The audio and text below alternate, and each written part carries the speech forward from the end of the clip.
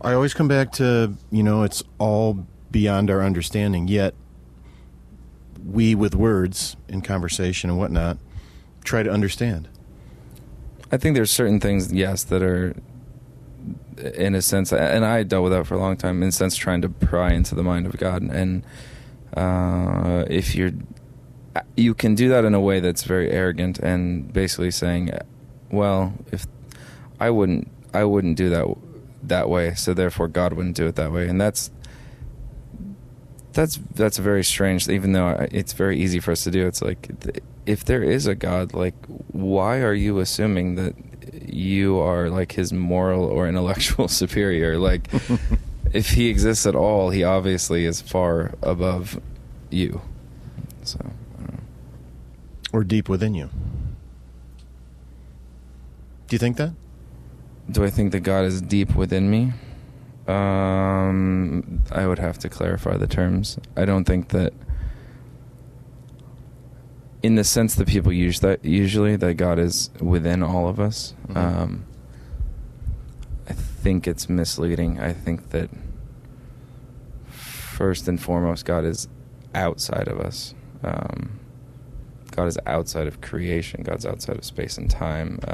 I think that he is also, so that song says, transcendent and immanent. So he is outside, unfathomable.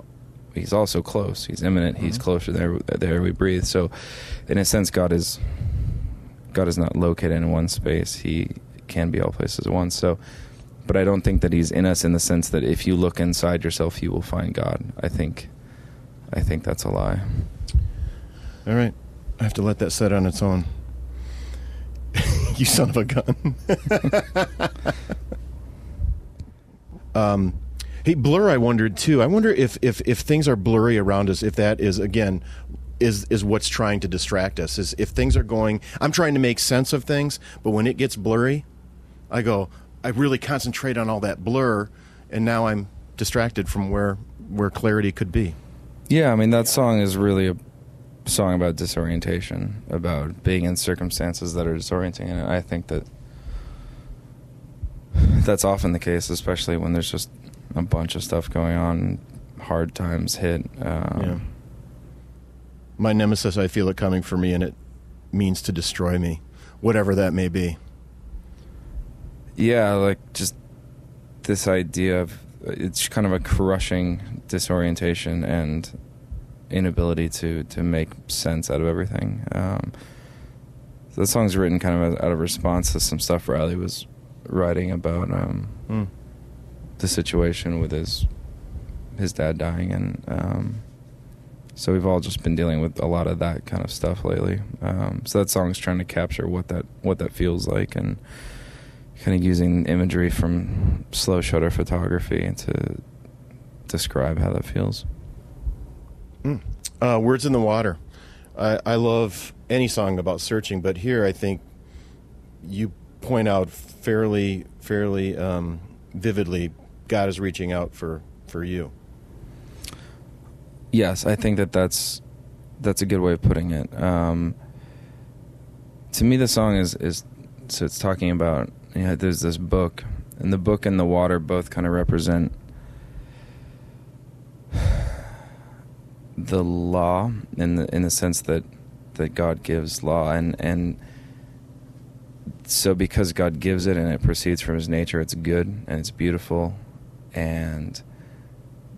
but it's also impossible for us to keep, and so it's deadly. It judges us, and so Scripture kind of talks about it both ways. It's saying it is beautiful, it is good, but it also brings death, and so the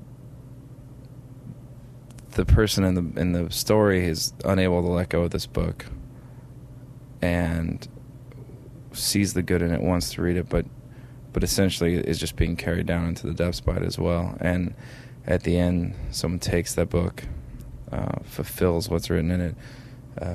There's this black and white reversing, a lifting of a curse, a light. So all these things are basically representing the gospel, that what you were saying, God is in a sense searching for us. I would say God is grabbing us out of a situation that we cannot fix on our own. We just have to remove all the Vaseline that's on us so he can actually grab us. Yeah.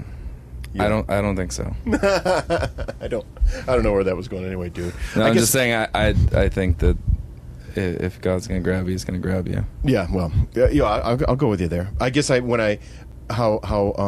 much this is such a visual song, it feels like a 1 hour documentary that is from the middle of your mind somehow pared down into what I don't even know what the time on the song is, but you know what I mean? But I just wonder if you can go backwards on it and make a huge story out of it, if not just without words, visually, Yeah, I feel like the song's kind of doing that. I think that's why I like it a lot, is that because it's so visual, I started thinking about that recently. If you can write a song that's visual and actually tells the story visually, it communicates more sometimes than you can otherwise. Be like the whole picture's worth 1,000 words. You can paint a picture with your words, and then it's worth more words than you had to begin with. And wow. I've never really thought about it that way before, but I think it's gonna be helpful as I move forward writing. Just like, okay, I can build something with these words and then trade it in for more words in a sense, and allow me to take it even more places than maybe other lyrics, right? Yeah, and I don't know, the images can affect you in a different way, and I think I'm happy with the mix in that song. I feel like it tells exactly what I want it to tell, but it tells it in story and in a lot of pictures. Which for me, I'm usually like trying to be overly precise, and sometimes don't get to tell as much, I think. Well, let's talk about the rottenness a little bit inside, and I go to Listen Through Me, the next song. Do you want to insert a thought there before I go to the lyrics? You can go to lyrics. Okay. Though we're men of lips unclean, I speak truly. What you only think, you've heard everything. Everything hangs on a word. I just think that if we're all have this rottenness inside of us, or lips unclean, as you say there, and when you do speak truth, I think it's kind of hard to decipher that, because I'm coming to the table going, well, you have rottenness, I have rottenness. How do I decipher what words are truth and what words are in the belly of, which is kind of what's hitting what I was saying. God is outside of us. The gospel is outside of us as well. The idea that the song is kind of talking about gospel distortion, saying that like gospel distortion. This is something that people think they know, and it's fairly prevalent in our culture. But I would say that most of the time it's a distortion of what the Bible really presents, and that the proclamation of that stands outside of me as a sinful person, and it stands or falls apart from me, though I would like to live in a way that's worthy of it. And so like that, when it hits the second verse, it's saying, get down from that fence, the story's an offense, so bless or curse. It's saying that when you encounter and really wrestle with what I would say the true gospel is, it should move you to either joy and acceptance of it, or it should repulse you and you should rebel against it and curse it, rather than just letting it lay. I don't think I don't think it's the kind of message that you can let lay. It's offensive.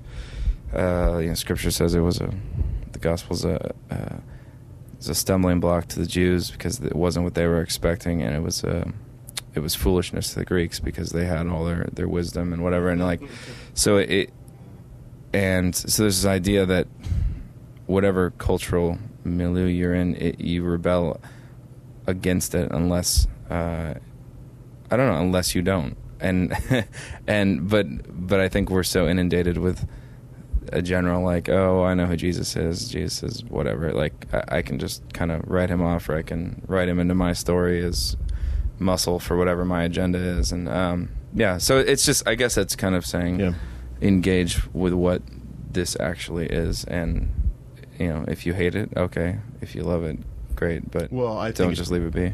I think it's because that he's a branded product, and and most of the things that I'll see on TV are nowhere near what you're writing about. when it comes to, televangelistic sort of stuff. Everyone. Well, yeah, and more than that, I mean, everyone has. He's too large a figure to leave alone, so everyone has to incorporate him. You can't just leave Jesus out of your equation. I mean, rarely is that the case. Usually it's like, well, I'm a vegetarian, so I'm going to argue it, and Jesus was on my team, or I'm, right. anti-gay, and so Jesus is my team. Right. So he becomes muscle for your agenda rather than letting him speak. Muscle for your agenda. God, I love that phrase. Anthology are you going back into marriage on this one, trying to keep God your focus, or just any sort of relationship? The song's it's a compilation of 6 other Thrice songs that are about relationships, and it's kind of just a compendium of those things, and so there is some stuff that being grounded in God, but I mean, it was more constructed as a way to pull those together. It's kind of a different approach for a song. And I really thought Disarmed was this benediction. Kind of, yeah, totally. Yeah, it is a good word. And yeah, I mean, that one's kind of straight scripture, just saying, death was an enemy, but there's a scripture that says, "Oh, death, where's your sting? Where's your victory?" Right. Yeah. Basically, that was removed on the cross. Yeah, I still think that I can tell you out loud that I'm not afraid to die, but I still think most people are, and I don't know if I had some sort of imminent news that I would not all of a sudden be a little pissed off or angry or sad or whatever.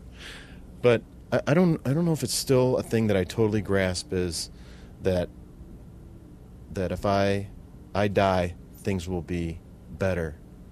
And maybe just because it's the unknown, and that's where my human brain gets back into the equation and starts trying to figure out, well. Yeah, I mean, I think it's important to think about it. I think it influences the way that we live, the way that we think about death. You think what influences the way that we think about death? I think the way that we think about death influences the way that we live. So, I mean, Paul in his epistles in Philippians goes so far as to say to die is or to live as Christ, to die is gain. So he's saying, like, he's so confident that, and then he starts talking about, like, I wonder if I should stay, like, just basically saying I really would really rather die, but I'll stay because I know I'm still being used. Like, it's pretty funny actually, but just that he was so confident in that, and that had such an effect. He also says, like, for this, and I talk about this in another song, but for this light and momentary affliction is nothing compared to the eternal weight of glory that waits. So each of those words corresponds to each of those other 3 words, and so as crazy and hard as life is, he calls it a light and momentary affliction in comparison to the eternal weight of glory that waits. So his understanding of what laid beyond death for him had huge impact in how he saw his everyday life. Hey, thanks again for the time. And thanks so much.